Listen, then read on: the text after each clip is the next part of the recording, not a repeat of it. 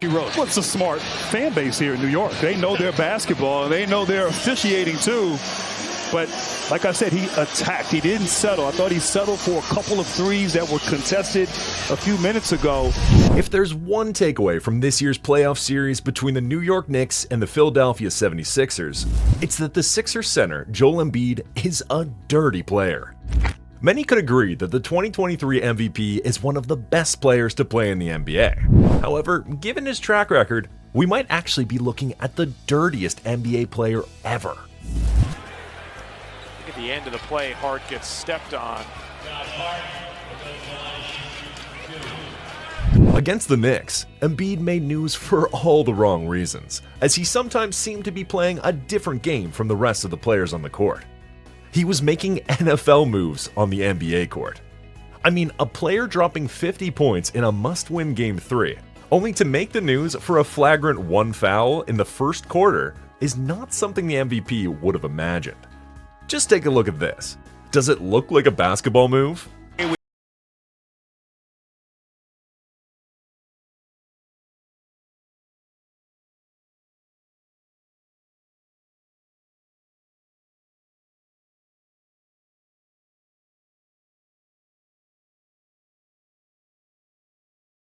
Well, New York Knicks star Dante DiVincenzo straight up called it dirty. According to Herenstein, who was also at the end of Embiid's dirty foul, it was not a basketball play. And Josh Hart called it reckless. She had at the end of game 2, so they got some angst from that. Embiid, in his defense, explained that he did that because he was protecting himself. He admitted that he did that because he was trying to make sure Mitchell Robinson didn't land on him, because we know the history he had with Kuminga landing on his knee. So I kind of had some flashbacks when he came down to it, Embiid said. But while this could be true for just the Mitchell Robinson incident, Embiid was like this all through the series. As it pertains to how physical you're going to have to be to win. As hard as you Watch Jalen Brunson confused at why he elbowed him unnecessarily. No, there's been plenty of extracurriculars in the Jalen Brunson. Truth be told, Joel Embiid has always been like that. He's dirty, and this playoff series just went ahead to prove that he is in fact one of the dirtiest players to have played in the NBA. Here's a quick fact. We all know Draymond Green is dirty, but did you know that the Golden State Warriors forward, in 970 career games, has 21 flagrant fouls, 15 in the regular season and 6 in the NBA playoffs? Whereas Joel Embiid, in only 492 career games, has 24 flagrant fouls, 16 in the regular season and 8 in the playoffs. So despite playing 481 fewer games, Joel Embiid has more flagrant fouls than Draymond, whose history was highlighted by the NBA as part of his suspension earlier in the season. At this point, you just have to accept that the 2023 MVP is up there with some of the dirtiest NBA players ever. And all this is just from this year's playoffs. In the 2023 NBA playoff, he was a menace. In Game 3 of the Philadelphia 76ers series against the Brooklyn Nets, the Sixers big man kicked Nick Claxton. Hit that dude. But you have a guy try to kick a guy. Come on, man. I have a problem with this. I mean, that's a dirty play right there, Ernie. One can only imagine that if it was Draymond, we'd be talking about an ejection.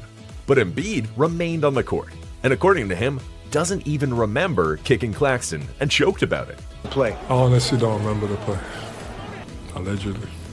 Do you remember the play where he got thrown out at the end of the game? Yes. The surprising thing? He only got a flagrant 1 for the foul. I don't think I've ever seen that in my career before, Alex. For a guy to intentionally kick someone in an area that none of us want to be kicked at or towards. After moving past the Brooklyn Nets, Joel Embiid also did this in Game 3 of the next round against the Boston Celtics. And that's going to be the 5th foul against Brown. Yeah, now listen, Mazzulla already used his challenge, is that correct? Yes. Yeah. Oh, wow. Man. At this point, what other excuse do you need that he's a dirty player, even more dirty than Draymond Green? Obviously, this is not to belittle his talent. Make no mistake, Joel Embiid is one of the best centers the league has seen. The 2023 MVP's career stats in the regular season are 27.9 points on 50.4% shooting, 11.2 rebounds, 3.6 assists, and 1.7 blocks per game. Nevertheless, he is still a dirty player. He makes unnecessary hard fouls and cheap shots. You can be great or good and still be a dirty player. Take, for example, Draymond Green. In game 2, it's the leg, guys. Watch the leg. Oh my God. The follow through on the foot gets you in trouble every time. And that's the second time that Green and review for an altercation. So no punches between McDaniels and Thompson, just a lot of swinging. Green comes in there, a chokehold on Rudy Gobert.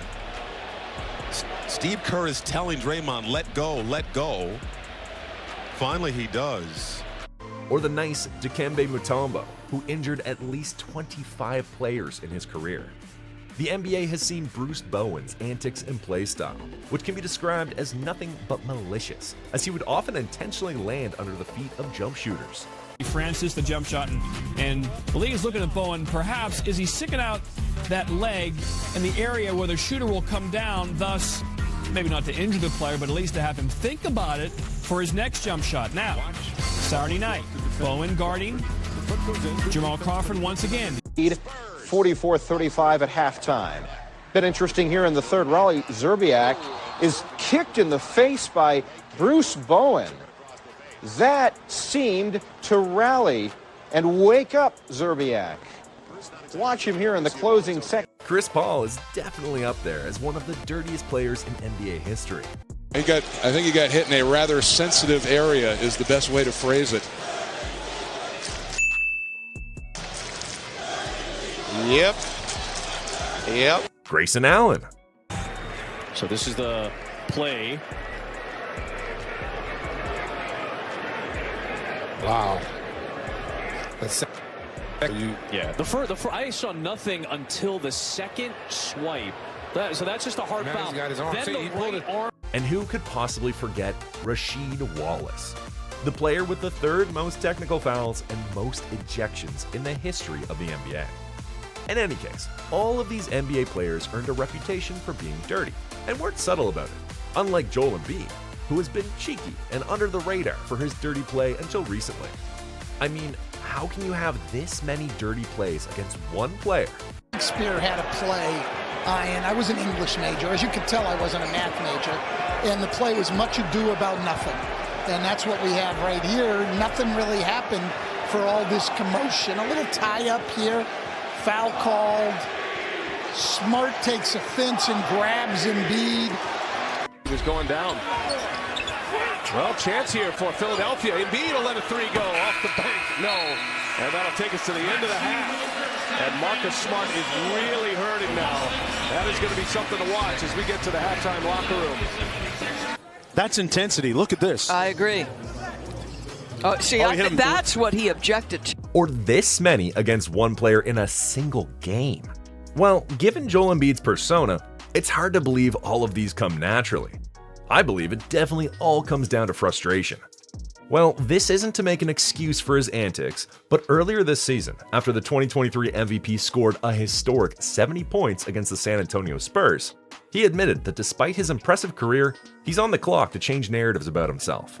When asked how he feels about breaking the Sixers franchise record, topping Wilt Chamberlain's 68 record from 1967, and being the first player in more than 60 years to put up 70 points and 15 rebounds, Joel Embiid said, "To be in that class is great, but it doesn't really mean anything until you win the whole thing. I think the whole conversation changes what people see about you. That's what I'm working towards." Joel Embiid is the only NBA MVP to never make it to a conference final. Even playoff choker MVPs like James Harden and Russell Westbrook have made it that far. This is surely a stain on his legacy. Despite struggling with knee problems and Bell's palsy during the playoff series against the Knicks, the Sixers center averaged 33.0 points, 10.8 rebounds, 5.7 assists, 1.2 steals, and 1.5 blocks per game. Nonetheless, when he was needed in the fourth quarter, he was nowhere to be found. At this point, you have to ask if an Embiid-led team has any chance of making a long playoff run and winning a championship. And at 30 years old, Joel Embiid is on the clock, which is why he's acting out.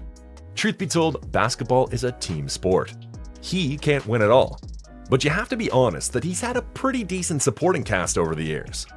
From Jimmy Butler, Ben Simmons, and James Harden to Tyrese Maxey, yet not even a single conference final to show for it. Many could argue that he's been prone to injuries, but he missed his biggest opportunity to make it to the conference finals in 2021 when he lost to the Atlanta Hawks. The 76ers were clearly better than the Atlanta Hawks, but they shot themselves in the foot by losing that series. They blew a 26-point lead in Game 5 and then lost Game 7 at home. In that series, Joel Embiid averaged 4.7 turnovers, which was more than double anyone else on the Sixers team. We could talk about the 2019 playoffs, the very playoffs that had Kawhi's dagger. You got to be aware of the inbounder here if you're Philly. It's off to Leonard, defended by Simmons. Is this the dagger?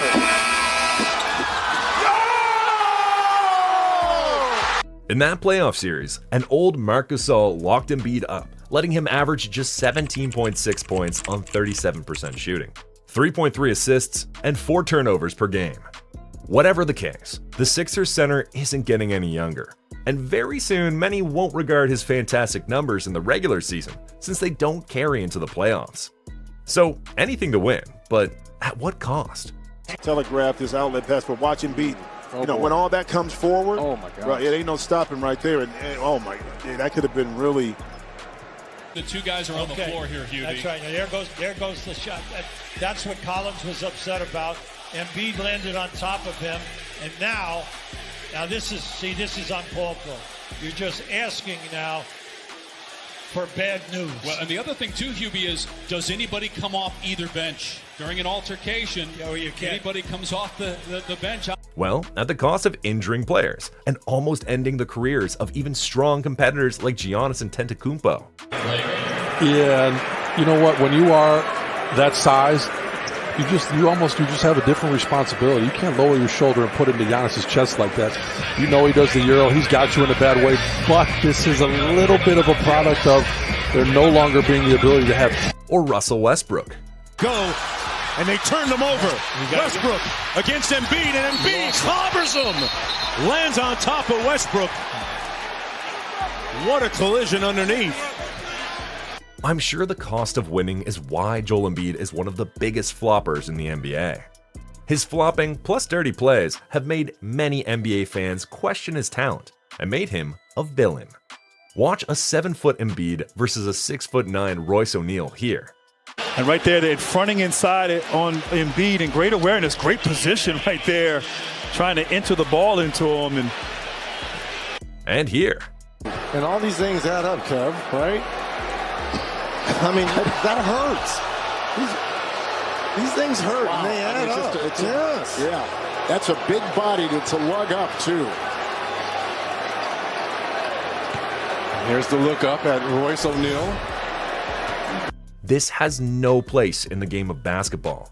I mean, we're talking about a star the NBA warned for flopping after his flopping got Andre Drummond ejected. Oh man, Embiid sold that. A flop. He sold that one. So a flopper and a dirty player at 7 feet and 280 pounds. Then you have what could perhaps be the dirtiest NBA player ever in Joel Embiid.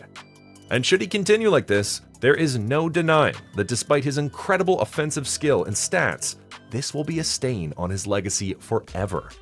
What do you think about Joel Embiid being the dirtiest NBA player ever? Do you think there are dirtier players than Joel Embiid?